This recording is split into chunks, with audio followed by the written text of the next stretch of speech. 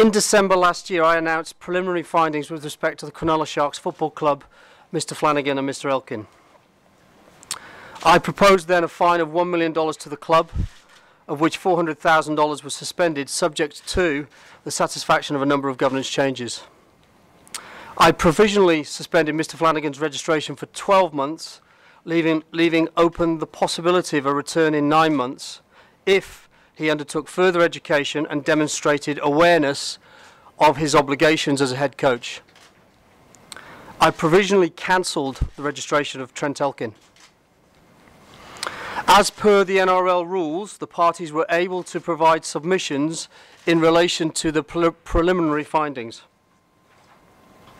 Having thoroughly and carefully reviewed their submissions, we have today advised the club, Mr Flanagan and Mr Elkin, of my final determinations.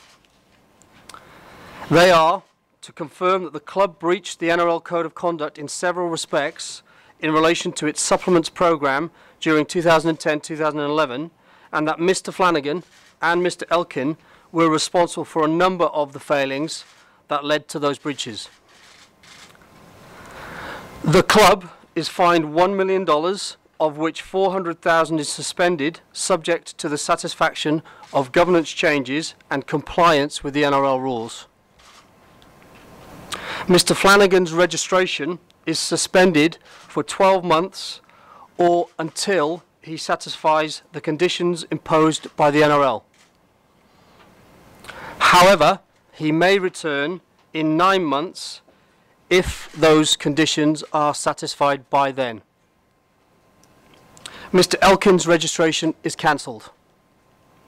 Consistent with my earlier decision, if Mr Elkin were to make an application within the next 2 years, it would of course be assessed on its merits, but would be unlikely to be looked at favourably.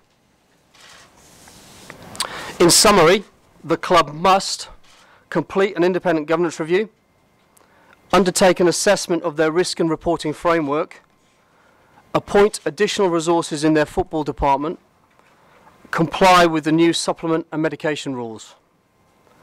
Mr Flanagan must observe the conditions of his suspension, complete an intensive education and training course, and demonstrate that he fully understands his responsibilities as head coach. The NRL will not accept any practices that put our players at risk. Our clubs are obligated to ensure proper processes are in place to protect our players, and we will always take strong action and decisive action when there is a failure to do so. I want this game to be strong, healthy, and aligned to the community's values. The process has been very fair and transparent, Brett. We've engaged along the way to make sure that post my preliminary findings that the club and the two individuals concerned had the opportunity to show cause. I've gone through a very detailed and thorough review of the information that I received. The final piece was on last Friday, and we've reached this final decision. Dave, what is the exact ruling with regards to Shane Flanagan's attendance of Sharks matches on game day? The suspension ruling is clear. It's to have no direct or indirect involvement with the club, its sponsors, its players, anybody directly or indirectly involved with the club. So can he attend a game? I think the intention here is not to stop Shane, for example, going to watch his son play football. And our rules don't allow us to prevent, in this case, Shane attending Shark Park. What's clear is we want no direct or indirect involvement with the club through his suspension. Dave, the way the process was done, it's slightly unusual in legal situations to get the submission after your findings of the sentencing.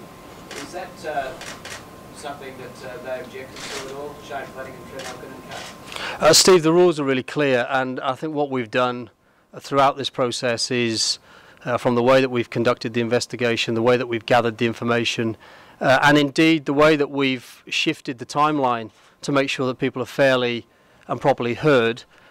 is all completely in line with our code of conduct and with our rules. So we followed our rules to the letter. What's important is we got the information that post the preliminary findings, we got the information through finally the final piece on Friday this week. There was nothing in there to suggest that I would change the preliminary findings, and that's why I've reached the final determination. We are really clear that within the suspension and a condition of Shane's suspension is that he adheres to very clearly what the obligations are, and that is that is no direct or indirect involvement with the club. With regard to the incident a couple of weekends ago, we asked the club for information. They explained what had happened. They explained that Shane had been watching his son play football. They explained to us that very clearly he had stayed on in a box on his own to watch the subsequent football match. And through that, as I said earlier, the intention here isn't to stop people going to watch a game. The intention here is to make sure that when you're suspended, you have no direct or indirect involvement with the club. If that is the case, if we find that there is a situation where Shane or anybody else is found to be going outside of those rules, then Shane risks the ability to come back within 9 months. And what's clear is there are 3 conditions for his suspension to be lifted. Similarly, the club, one of the reasons that we've suspended $400,000 is one is an act of good faith, because we want the compliance regime to continue on its improvement, but also that's at risk if we were to find that the suspension wasn't being treated accordingly. Our rules don't allow us to interfere or influence contractual arrangements between clubs and players, or clubs and coaches, or clubs and employees. That's a matter I would consider, but currently that's a matter for the club. Well, basically, as it says in there, you've got 5 days to make the appeal. Obviously, we've got our chairman of the appeals committee, Ian Callanan, and obviously he would receive any information in regards to appeals process. So how long will that process take? It'll take as long as basically is required, but they've got 5 days to lodge an appeal, and then obviously once he's determined all the information, that will, again, like we've said from the start, there's no timeline attached to this. It's to make sure that we do a fair and proper process. We're controlling what we can control. These are serious procedural issues, and commensurate with that, I think you've seen a serious response from the code. We will not ever put our players at risk. Player welfare is right at the top of our tree, right at the top of our agenda.